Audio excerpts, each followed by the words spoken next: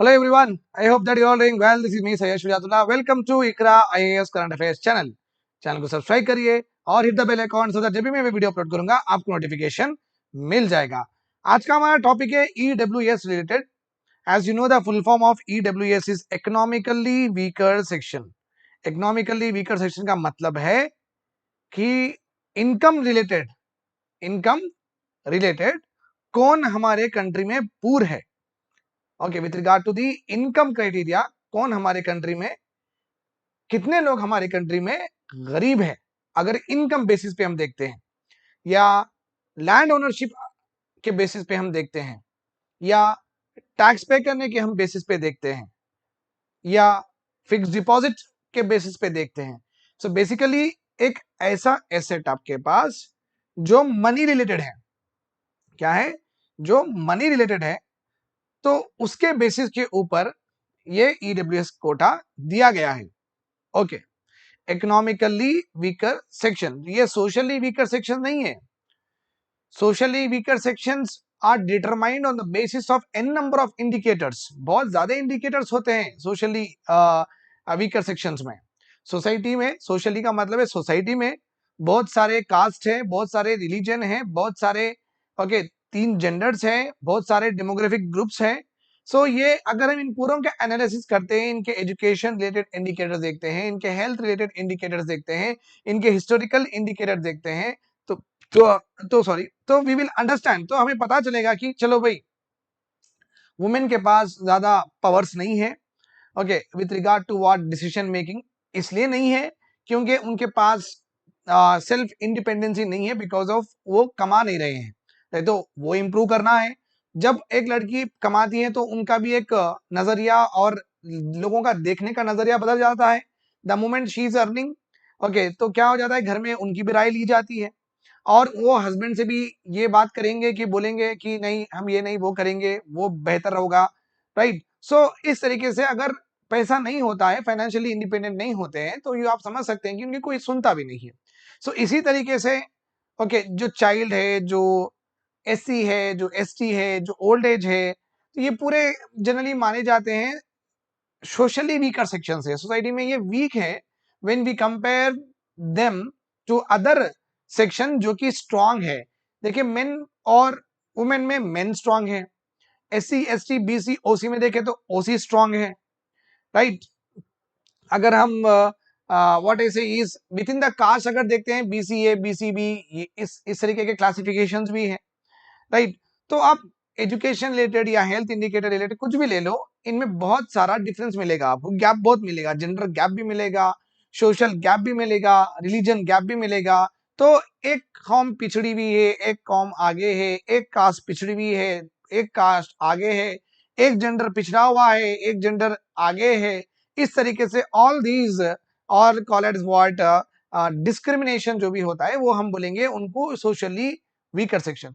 But EWS में generally बात होती है इकोनॉमिकली वीकर सेक्शन, मतलब जो पैसे से वीक है, जो पैसे से वीक है उनके ऊपर, वो बेसिस के ऊपर ये क्राइटेरिया दिया गया है। हम उसके बारे में पढ़ेंगे, ईडब्ल्यूएस कोटा, उसका अमेंडमेंट रिलेटेड जो भी है, और क्राइटेरिया, एससी का जजमेंट, और ईडब्ल्यूएस कोटा क्यों सही नहीं है। और इसके ऊपर अभी अभी तक तो सुप्रीम कोर्ट का अभी जजमेंट नहीं आया है, क्योंकि आप देख सकते हैं कि सुप्रीम कोर्ट का जजमेंट राइट अवे नहीं आने की वजह यह है कि इसमें थोड़े बहुत एनोमलीज तो है, इसमें थोड़े बहुत चीजें हैं जो कि रैशनल नहीं है, इसमें थोड़े बहुत चीजें हैं जो कि इक्वलिटी एस्टेब्लिश नहीं कर रहे हैं। तो कुछ ना कुछ ये ईडब्ल्यूएस कोटा में प्रॉब्लम है, इसलिए supreme court right away judgement नहीं दे सक रही है। हम इसके एनोमलीज को एनालाइज करेंगे और हम वे फॉरवर्ड भी लिखेंगे कि क्या कर सकते हैं इसको बेहतर बनाने के लिए। एंड यस्टरडे मंडे के दिन ही अनकैट की रिपोर्ट आई थी, उसके बारे में पढ़ेंगे। इंडिया का ग्रोथ फोरकास्ट दिया गया है उसमें, एंड व्हाट इज अनकैट, अनकैट है क्या और किस तरीके से चलता है एक्सेट्रा, उसके बारे में भी पढ़ लेंगे, right. Let us go ahead in our discussion. देखिए ईडब्ल्यूएस, अगर आप किसी को ईडब्ल्यूएस चाहिए, ओके, सर्टिफिकेट चाहिए, तो पहली बात उनकी लैंड ओनरशिप के ऊपर ये लिमिटेशन है।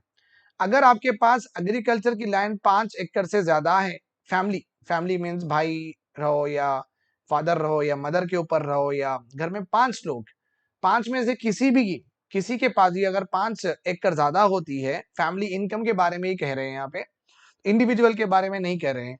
ओके, तो फैमिली इनकम के बारे में कह रहे हैं। सो अगर कोई फैमिली के पास 5 एकड़ से ज्यादा एग्रीकल्चर लैंड होती है तो उनको ईडब्ल्यूएस नहीं मिलेगा। अगर किसी हाउस होल्ड, किसी फैमिली के पास 1000 square feet, 1000 square feet means ये 1000 स्क्वायर फीट रहेगा, ये 1000 फीट रहेगा, ये 1000, ये 1000, तो ऐसा 4 कोनी जब बनता है ना 1000 फीट, तो हम इसको बोलते हैं स्क्वायर। स्क्वायर का फीट इस तरीके से हम कहते हैं। अगर किसी के पास इससे ज्यादा या इसके उतना ज्यादा घर का स्पेस होगा तो हम उसको नहीं देंगे। रेसिडेंशियल एरिया 100 गज के, अगर किसी के पास 100 गज 100 स्क्वायर यार्ड्स का किसी के पास घर होता है, उनको भी नहीं मिलेगा इन नोटिफाइड म्युनिसिपैलिटीज। और किसी के पास 200 का भी यार्ड है, 200 गज का भी एक घर है और नोटिफाइड म्युनिसिपैलिटीज में है, तो आप समझ सकते हैं कि अभी ये देखिए कि हमारे पास हैदराबाद है, हैदराबाद में तो 100 गज का भी है तो बहुत अमीर है बंदा, क्योंकि 70 लाख का फ्लैट हो जाता है उसका। ओके, 200 स्क्वायर फीट समझ सकते हैं। हैदराबाद के आगे जाओ तो एक टाउन मिलेगा आपको, एक सिटी, छोटी छोटी मोटी सिटी मिलेगी, वहां पे आपके पास 200 गज के ऊपर अगर स्क्वायर यार्ड्स के ऊपर अगर प्लॉट होता है तो वो बहुत बड़ी जगह होगी, राइट? तो उनको भी नहीं मिलेगा। तो ये है okay criteria for what, land ownership. Income criteria तो बहुत सिंपल है, आपकी फैमिली की इनकम 8 लाख से कम रहना बस है। मीन्स फादर रहो, मदर रहो, 2 ब्रदर्स रहो, अगर एक सिस्टर है, पांचों मिलके भी 8 लाख से कम ही कमा रहे हैं तो उनको मिलेगा। अगर 8 में से कोई एक भी अगर 8 लाख कमा लेता है, और ऑब्वियसली तो टैक्स पेयर हो जाएगा वो, तो टैक्स पेयर्स को तो हम पूर नहीं बोलेंगे ना, क्योंकि जब वो फ्री में गवर्नमेंट को पैसे दे सकता है तो वो पूर कहां से हुआ, नहीं हुआ। तो ऑब्वियसली टैक्स पेयर इनडायरेक्टली यही कह रहे हैं कि जो टैक्स पेयर है तो वो ऑब्वियसली, और इसमें 5 लाख का भी टैक्स पेयर है तो उनको एक्सक्लूड किया गया है, तो उसके बारे में हम बात करेंगे। सो बट बेसिकली आप ये समझिए कि अगर फैमिली में किसी एक के पास 8 लाख रुपए से ज्यादा तनख्वाह होती है तो वो पूरी फैमिली को हम ईडब्ल्यूएस बोलेंगे। ओके, अगर उससे कम होती है तो बोलेंगे, अगर उतनी और उससे ज्यादा होती है तो हम उनको ये बेनिफिट नहीं देंगे। अब हम स्लोली स्लोली इसके ऊपर डिस्कशन करेंगे, करके आपको ये मैं समझाना चाहूंगा कि किस तरीके से एक एक सेक्शंस यहाँ पे पिकअप करके कोर्ट में इसके बारे में आर्गुमेंट चल रही है सुप्रीम कोर्ट, राइट? एक सिंपल सा थिंग आप समझना बहुत जरूरी है। ओके, ये EWS, economy weaker section, okay, इनको 10% रिजर्वेशन देना है। सो 10% रिजर्वेशन देना है तो पार्लियामेंट में बिल पास हुआ। वो पास होने का जो अमेंडमेंट है 103, 1/3 103 कॉन्स्टिट्यूशन अमेंडमेंट एक्ट हुआ है to provide 10% quota to economically weaker sections. Okay, so basically आप ये समझिए, ओके, अगर ये रिजर्वेशन इसलिए दिया जाता है कि अगर कोई कंट्री में बहुत एक बिग डिसएडवांटेज ग्रुप है, मीन्स हिस्टोरिकली देखें, अगर आप ब्रिटिश रूल से देखें, अगर किसी ग्रुप रहो, किसी जेंडर रहो, या किसी रिलीजन रहो, कुछ भी रहो, अगर हम बहुत पहले से देखते आते हैं तो एक ऐसा तबका है, एक ऐसा ग्रुप है हमारे कंट्री में, इतने सारे लोग हैं हमारी कंट्री में जो बहुत डिसएडवांटेज हुए over a period of time. उनको खाना 3 टाइम नहीं मिला, उनका लेबर फोर्स पार्टिसिपेशन रेट बहुत कम था, वर्क फोर्स में भी उनका रिप्रेजेंटेशन कम था, गवर्नमेंट के जॉब्स में भी रिप्रेजेंटेशन कम था, उनके पास आईएमआर ज्यादा था, एमएमआर भी ज्यादा था, टोटल फर्टिलिटी रेट आई थी, एजुकेशन नहीं था। तो इस तरीके के ग्रुप्स बहुत पाए गए हैं आफ्टर इंडिया में।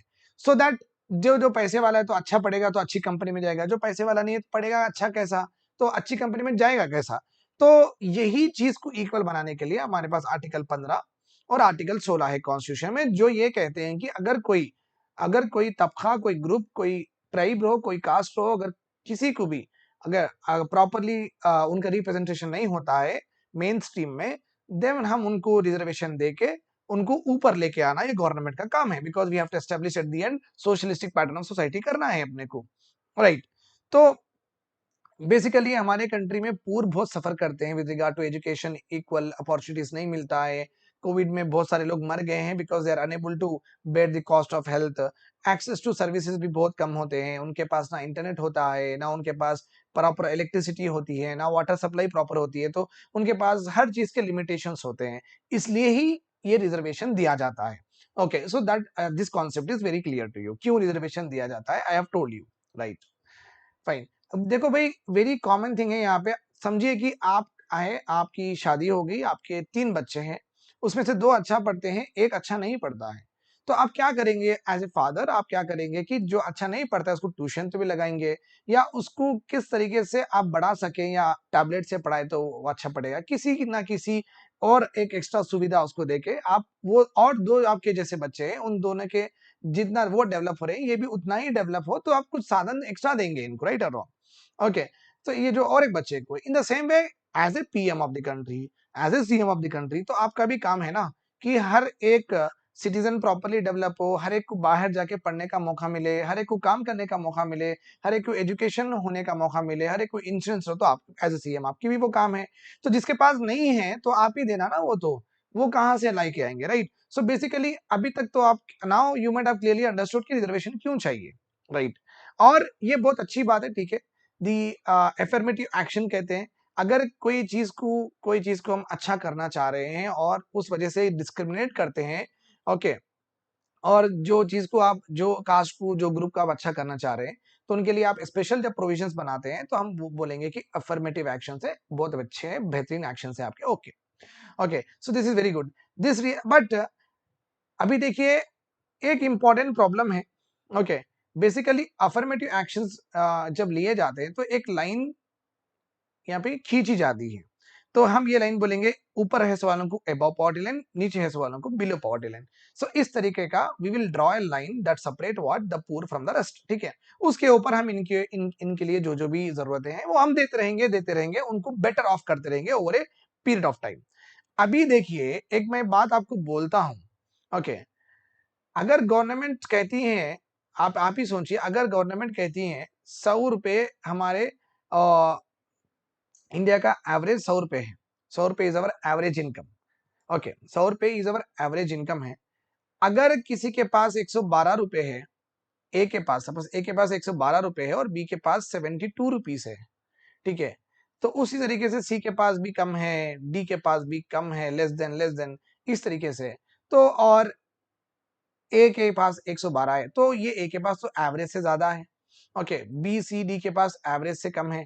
तो एज ए पीएम और सीएम आप किसको बेनिफिट देंगे? तो आप तो ऑब्वियसली सोच भी लिए होंगे कि जिसका जिसका इनकम रहो, जिसके जो कमाता एवरेज से ज्यादा जो कमाता हो, तो उसको तो पूर कैसा बोलेंगे आप?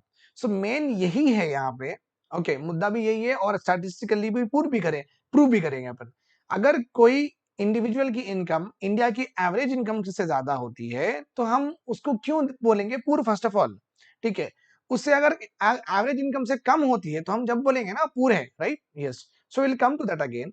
पहली एनोमली देखिए आप, फर्स्ट एक विचित्र थिंग इन ये ईडब्ल्यूएस एक्ट में, गवर्नमेंट के डेटा के हिसाब से इंडिया का पर कैपिटा इनकम 1.3 लाख है, मींस पर person in a year on an average earns 1.3 lakh. अगर हम इसको फैमिली ऑफ 5 मेंबर्स बनाएंगे तो ये बनेगी 6.5 लाख, ओके। तो अल्टीमेटली अपना क्राइटेरिया क्या था, इनकम 8 लाख था, तो 6.5 लाख, ठीक है। ये जो 8 लाख क्राइटेरिया था, 6.5 lakh, so well within range है, okay, well within range है। तो अभी आप समझ सकते हैं कि अगर कोई 5.5 लाख, अगर 6.5 लाख से लेके 8 लाख के बीच में कमाता है, 8 लाख के बीच में कमाता है, ये तो इंडिया के एवरेज से ज्यादा है, राइट और रॉन्ग? इंडिया का एवरेज कितना है अभी? 6.5 लाख है पर फैमिली, ठीक है। अगर कोई 6.7 लाख कमाता है या 7 लाख कमाता है, 7.5 लाख कमाता है, ये तो इंडिया के एवरेज से ज्यादा है। तो आप इनको तो पूर्ण नहीं बोलेंगे ना, ठीक है, इनको तो आप पूर्ण नहीं बोलेंगे, बिकॉज जो एवरेज है उससे बढ़ के है उनके पास। तो ये चीज को, ओके, ईडब्ल्यूएस का जो अमेंडमेंट था वो इग्नोर करता है, तो इसके ऊपर कुछ करना चाहिए। That is what supreme court जल्द से जल्द नहीं दे रहा है। क्यों नहीं दे रहा है? बिकॉज ये प्रॉब्लम है यहाँ पे। सेकेंड एनोमली देखिए आप, हमारे कंट्री में जो लैंड रिलेटेड जो भी है क्राइटेरिया, ओके, ईडब्ल्यूएस में, और हमारे कंट्री में जिस तरीके से लैंड एडमिनिस्टर होता है, उसमें आप गैप देखिए, ओके।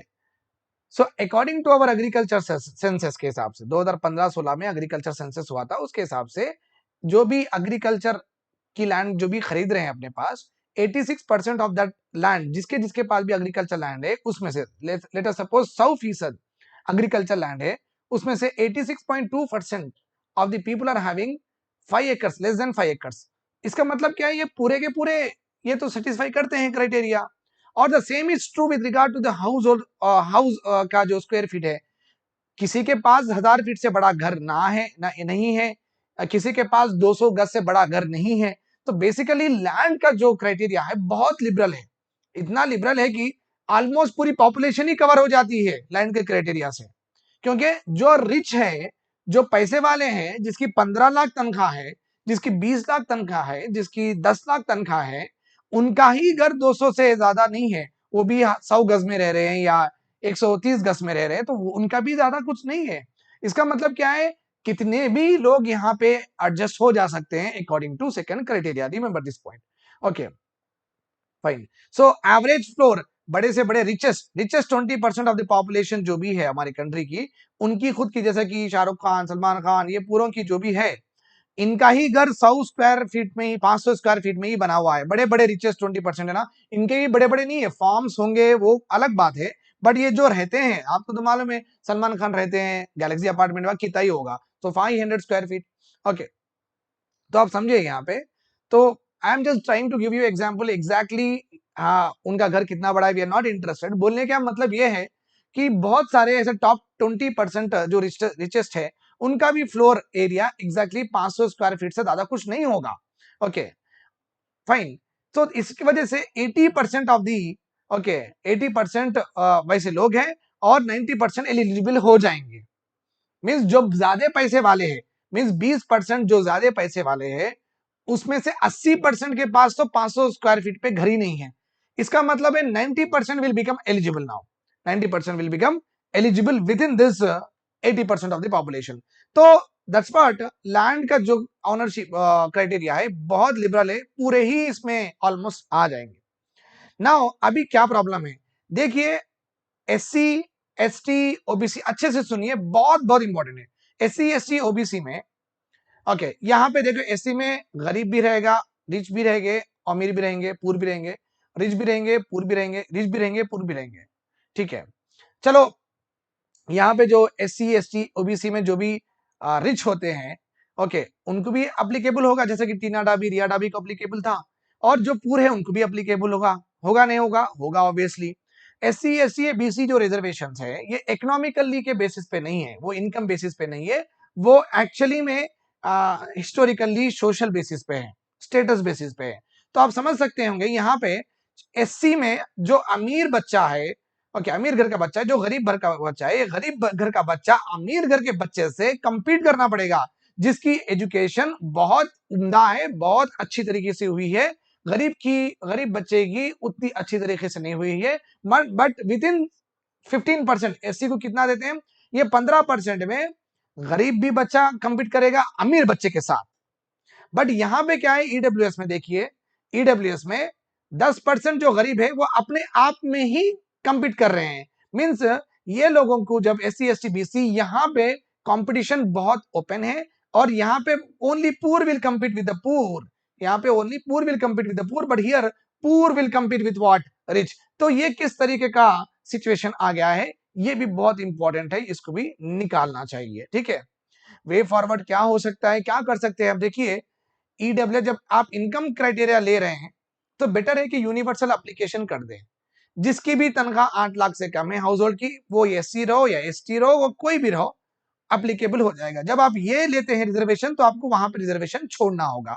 तो अगर इस तरीके से करते हैं, तो फिर वहां पे हर एक में लेवल प्लेइंग फील्ड आ जाएगी। ओके, जो भी एससी में 8 लाख से कम है, एसटी में 8 लाख से कम है, जो भी है वो पूरे लोग इसमें compete करेंगे। सो एससी के जो बच्चा है, he does not have to compete with what rich person within SC, he can compete with the poor of what OC also, poor of what OC also। तो इसको एक ओपन कोटा बनाना चाहिए, और एक रिजर्वेशन अडॉप्ट कर सकते हैं, या ये लेना है, ये ले, पहले ही पूछ लेना चाहिए कि आप किस रिजर्वेशन में जाना चाहते हैं। ओके, और यहाँ पे अगर अगर ऑप्शन आप नहीं लेते हैं, अगर ये ऑप्शन नहीं करते हैं, तो और एक भी ऑप्शन है, एससी एसटी बीसी ओबीसी में भी यहाँ पे कैटेगराइज करिए, 10% यहाँ पे भी दीजिए फॉर ईडब्ल्यूएस, यहाँ पे भी दीजिए 10% ईडब्ल्यूएस, यहाँ पे भी दीजिए 10% ईडब्ल्यूएस। इससे क्या होगा, गरीब गरीब में ही compete करेगा, और अमीर अमीर में ही compete करेगा। बेहतरीन लेजिस्लेशन हो सकता है हमारे कंट्री के लिए। This is the only way forward. Okay, ये लिखा हुआ नहीं है, ये I have got on my own, तो आप ये कहीं पे भी कोट कर सकते हैं, it is not from any, so we are actually Times of India का हम पढ़ रहे हैं एडिटोरियल जो कल आया था, ठीक है। आज तो वैसे भी दशहरा है, तो and I have to wish all of you that happy Dussehra to each and everyone who is watching me and who is not watching me, to all the countrymen here and also the abroad. I wish you a very happy Dasara. Enjoy, have fun, and have a blast. That's what I can say. And तो ये आप use कर सकते हैं कहीं पे भी बात करने के लिए। अभी क्या है, एनकैट्स, ओके, ट्रेड एंड डेवलपमेंट। ये ऐसी यूनाइटेड नेशंस की ऑर्गेनाइजेशन है जो कि दुनिया में ट्रेड को डेवलप करने की कोशिश करती है। आपका प्रोडक्ट, इंडिया का प्रोडक्ट कोने कोने तक बिके, यूएस जाए प्रोडक्ट हमारा, हवाई जाए, ब्राजील, चाइल, इंडोनेशिया, रशिया, कहीं पे भी जाए और उनके प्रोडक्ट्स हमारे पास आए। ओके, इससे क्या होगा, सस्ती चीज इंडिया में मिल जाएगी, बाहर में जो सस्ती है, और हमारी सस्ती चीज उनको मिल जाएगी, तो यहाँ पे ह्यूमैनिटी डेवलप होगी। ओके, और एक दूसरे कंट्रीज भी जल्दी जल्दी डेवलप होंगे। इनके हिसाब से इंडिया की growth, India will only likely to grow by 5.7% in 2022 and 4.7% 2020, और गिर रहा है तो अनएम्प्लॉयमेंट बढ़ेगा ही। Okay, fine. So the organization से that India's economy grew, okay, 2021 में 8.2 थी, 2022 में 5.7 होगी, 2023 में 4.7 होगी। रिमेंबर, याद करो, छोटे छोटे एग्जाम में पूछेगा ये। ओके, अनकैट की एक रिपोर्ट आती है, ट्रेड एंड डेवलपमेंट रिपोर्ट, याद रखिए, ये पूछता है यूपीएससी में that which organization releases which reports, ठीक है। और ये इसलिए कह रहे हैं कि इंडिया की ग्रोथ और भी कम होगी, 5.7 से 4.7 हो जाएगी आने वाले साल में। इसलिए आने वाले साल में हो जाएगी क्योंकि ओके, गवर्नमेंट जिस तरीके से बारो कर रही है, बहुत ज्यादा इंटरेस्ट दे के पैसे ले रही है, ये एक रीजन हो सकता है। और एक गवर्नमेंट का expenditure with regard to the asset, with regard to the infrastructure बहुत कम है, उससे कंपनीज बाहर के आने कतराएंगे और आना नहीं चाहेंगे। तो ये दो रीजंस हो सकते हैं, इसलिए इंडिया की ग्रोथ कम होगी। The report is citing like that. अनकैट है क्या, ये परमानेंट है, परमानेंट मींस कभी ये डिसमेंटल नहीं होगी। इंटर गवर्नमेंटल बॉडी है, इंटर गवर्नमेंटल बॉडी का मतलब है कि कंट्री कंट्री इसमें इन्वॉल्व है। ओके, 1964 में ये बनाई गई थी और इसका हेडक्वार्टर है Geneva, Switzerland, very beautiful place, once in a lifetime you have to go there. Okay, and they also have offices in New York, in Addis Ababa, और अफ्रीका में भी इनका ऑफिसेस है। UNCTAD is a part of UN secretariat, ये UN, United Nations की एक wing है, एक उनका ही एक आर्म है, उनका एक आर्म है, right. I hope that this is all understood to you. Have a nice day ahead and take care of yourself and don't drive fast because of Dussehra है, तो कुछ उठ पटांग हरकत मत करिए। ओके, सबसे बात करिए, एंजॉय करिए, ओके, सोशलाइज करिए, and focus on your studies and have a great day ahead. Bye bye, take care.